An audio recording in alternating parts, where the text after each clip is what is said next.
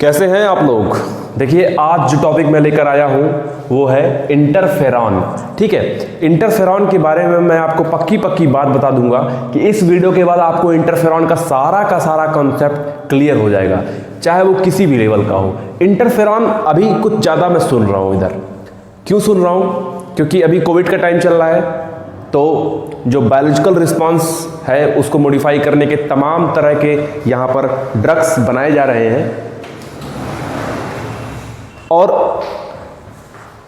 तो जितनी भी डिजीज आ रही हैं इन सबको लेकर इंटरफेरॉन का बड़ा नाम सुना जा रहा है। ठीक है, तो बहुत सारे लोग के सिलेबस में कोर्स में इंटरफेरॉन का नाम है, तो मैं आज बताता हूं कि इंटरफेरॉन होता क्या है। देखिए सबसे पहले हम लोग के यहाँ क्या होता है कि जैसे ही कोई बच्चा थोड़ा बड़ा होता है, अपना एडल्टहुड में आता है, तो बहुत मैक्सिमम लोग जो होते हैं, युवा जो होते हैं, वो पॉलिटिक्स की तैयारी करने लगते हैं। लेकिन ऐसा यूरोपियन कंट्रीज में पहले नहीं था।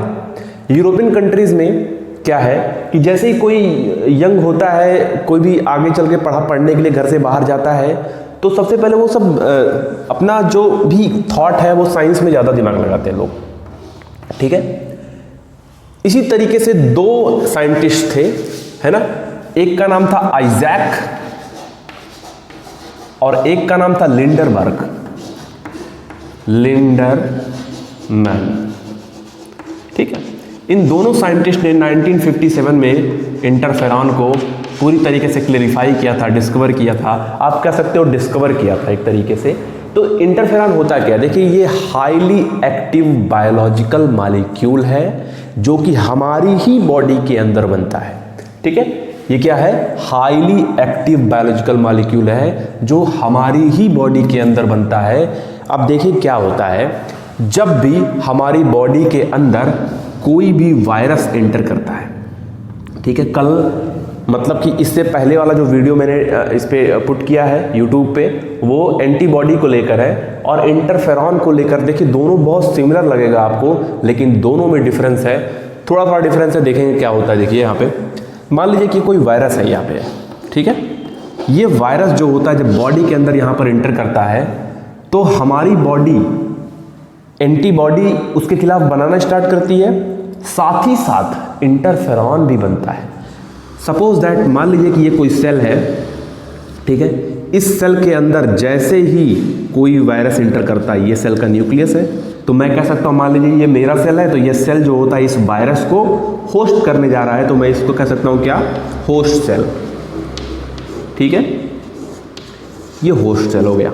अब वायरस जब इसके अंदर एंट्री करने जा रहा है, तो जैसे ही इसके अंदर वायरस एंट्री करता है तो अपने नंबर्स को बढ़ाता है। सबसे पहला इसका काम होता है कि ये अपने नंबर्स को बढ़ाता है। और दूसरा काम साथ ही साथ, बहुत इंपॉर्टेंट ये फीचर होता है, साथ ही साथ जैसे ही वायरस जो होता है इसके अंदर एंट्री करता है, वैसे ही यहाँ पर एक और प्रोसेस चल रहा होता है। वायरस एंटर होने के बाद सेल के अंदर यहाँ पर इंटरफेरॉन का स्टिमुलेशन होता है। यहाँ पर इंटरफेरॉन का स्टिमुलेशन होता है। ठीक है, मतलब अब इंटरफेरॉन का फॉर्मेशन यहाँ पर होगा, स्टिमुलेट हो गया, और यहाँ पर ये स्टिमुलेशन इंटर करेगा, तो यहाँ से बनेगा क्या? यहाँ से बनता है इंटरफेरॉन। इंटरफेरॉन जो होता है वो होता है यहाँ पे प्रोड्यूस होता है। ठीक है, जब इंटरफेरॉन यहाँ प्रोड्यूस होगा सेल के अंदर, क्योंकि इसको ऑलरेडी एक स्टिमुलेशन मिल गया था, तो ये इंटरफेरॉन, अब ये सेल जो है वायरस से पूरी तरीके से ग्रसित हो चुका है, इन्फेक्टेड हो चुका है, तो ये इंटरफेरॉन जो यहाँ पे प्रोड्यूस हुआ है, and that interferon goes to the uninfected cell. मान लो ये कोई दूसरा सेल है जो कि अभी वायरस से इफेक्टेड नहीं हुआ है, ये उसको जाएगा, और नाउ ये सेल अब इस वायरस को लेकर रेजिस्टेंट हो जाएगा। ठीक है, नाउ ये क्या हो जाएगा? ये वाला सेल वायरस के लिए रेजिस्टेंट हो जाएगा। ये वाला वायरस अब इस सेल का कुछ भी बिगाड़ नहीं पाएगा। ठीक है, तो एक चीज है। अब देखिए जितने भी इंटरफेरॉन प्रोड्यूस होते हैं वो सब के सब स्पेसीज स्पेसिफिक होते हैं। सब के सब जो होते हैं वो स्पेसीज स्पेसिफिक होते हैं, मतलब किसी पर्टिकुलर वायरस के खिलाफ, मान लीजिए वायरस ये है तो इसके खिलाफ जो इंटरफेरॉन प्रोड्यूस होगा वो ये होगा। अगर वायरस ये है तो इसके खिलाफ जो भी इंटरफेरॉन प्रोड्यूस होगा वो ये होगा। अब आपको मैं बताता हूँ, देखिए एंटीबॉडी भी हमको क्या करती है, वो हमारे उस इन्फेक्शन को ख़त्म करती है और वायरस के जाने किसी भी पार्टिकल्स, फॉरेन पार्टिकल्स जाने के बाद ही प्रोड्यूस होती है। उसी तरीके से इंटरफेरॉन जो होता है वो वायरल पार्टिकल के खिलाफ प्रोड्यूस होता है। समवाट कुछ और भी जगह भी ये प्रोड्यूस होता है, तो वो भी मैं आपको बताऊंगा।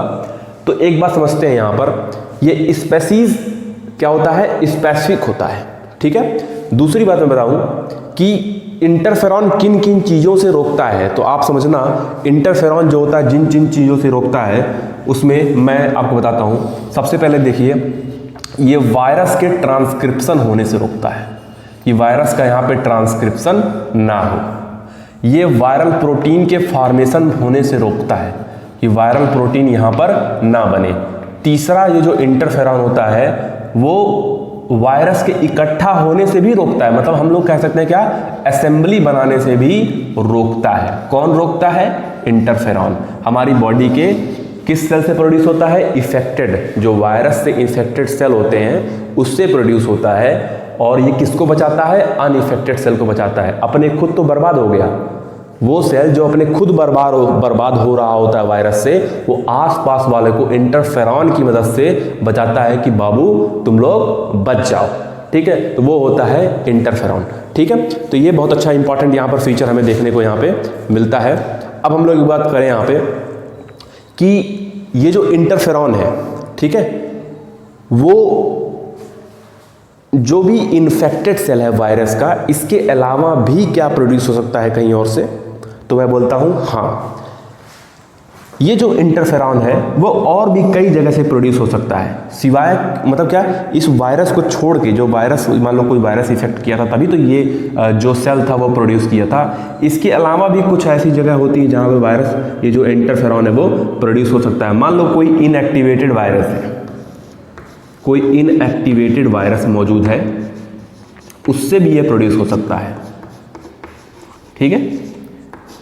इनएक्टिवेटेड वायरस दे दो तो भी इंटरफेरॉन प्रोड्यूस होते हैं। तो आपको समझ में आ रहा होगा, इनएक्टिवेटेड वायरस, वैक्सीन वगैरह, इससे आपको समझ में आ रहा होगा।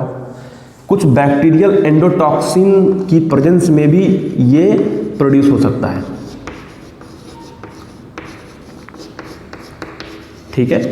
बैक्टीरियल एंडोटॉक्सिन्स के प्रेजेंस में भी ये इंटरफेरॉन बॉडी के अंदर बन सकता है। ये जो है कभी कभी मैन मेड इंट्रोड्यूस किया जाता है, लैब में बनाकर इंट्रोड्यूस किया जाता है पेशेंट्स में, जो हम उसको कह सकते हैं मैन मेड ओलिगोन्यूक्लियोटाइड्स, ठीक है। न्यूक्लियोटाइड आप लोग जानते ही होंगे, नहीं जानते होंगे तो बता दिएंगे, कौन सी बड़ी बात है। मैन मेड ओलिगोन्यूक्लियोटाइड्स, तो इन सब के मौजूदगी में भी इंटरफेरॉन बन सकता है। तो वायरस के खिलाफ तो बनता ही बनता है, बल्कि इन सब के खिलाफ भी जो इंटरफेरॉन है वो बन सकता है।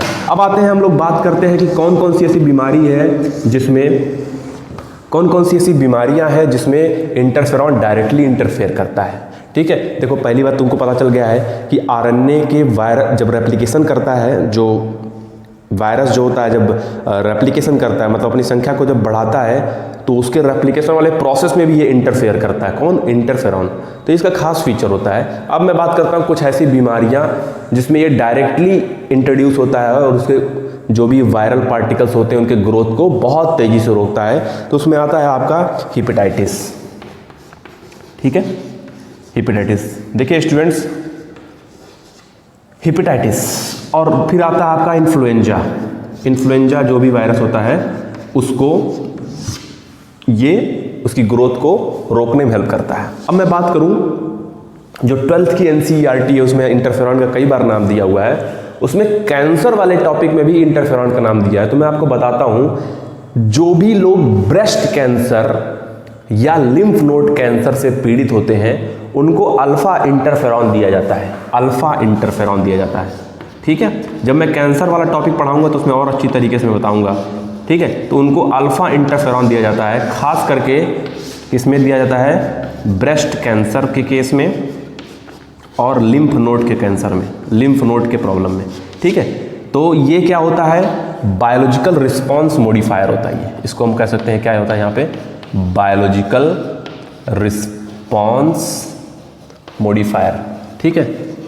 आपको ऐसे मिक्स में पढ़ाता हूँ, चूँकि मेरा पढ़ाने का यही तरीका है, तो आपको अगर नहीं समझ में आता हो तो आप बताइएगा, तो उसको पूरा सेपरेट तरीके से समझाएंगे। वैसे अल्फा इंटरफेरॉन जो होता है वो क्या होता है, बायोलॉजिकल रिस्पॉन्स मॉडिफायर, ठीक है, बहुत इसका यूज होता है कैंसर से फाइट करने के लिए, ठीक है। तो ये इंटरफेरॉन का टोटल जो भी आपको मैंने बताया ये होता है। अब लास्ट में एक बहुत ही रोचक बात बताऊंगा, एक फैक्ट बताऊंगा इंटरफेरॉन के बारे में।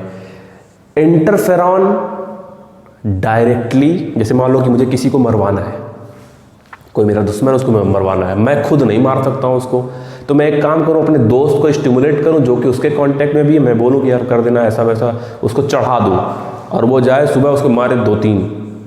तो कुछ ऐसा ही काम होता है जो इंटरफेरॉन करता है। इंटरफेरॉन डायरेक्टली वायरस को किल नहीं करता है। मतलब ये क्या होता है, interferon is not a absolute antiviral, but it motivates that cell, है ना, to kill the virus, to stop, to inhibit the growth of the virus. तो ये होता है, it's not a directly antiviral, ये एंटीवायरल नहीं होता है, बल्कि एक ऐसा इन्वायरमेंट बनाता है, सेल को इस तरीके से मॉडिफाई करता है कि वो सेल खुद ही जो है वो वायरस के ग्रोथ को रोक दे, ठीक है। तो मुझे लगता है कि आपको ये लेक्चर बहुत सही लगा होगा, बहुत इन्फॉर्मेशन इसमें मैंने आपको देने की कोशिश की है। बने रहना, सब्सक्राइब कर देना, बहुत सारे वीडियोस आ रहे हैं, रेगुलर आते रहेंगे। तो थैंक यू सो मच।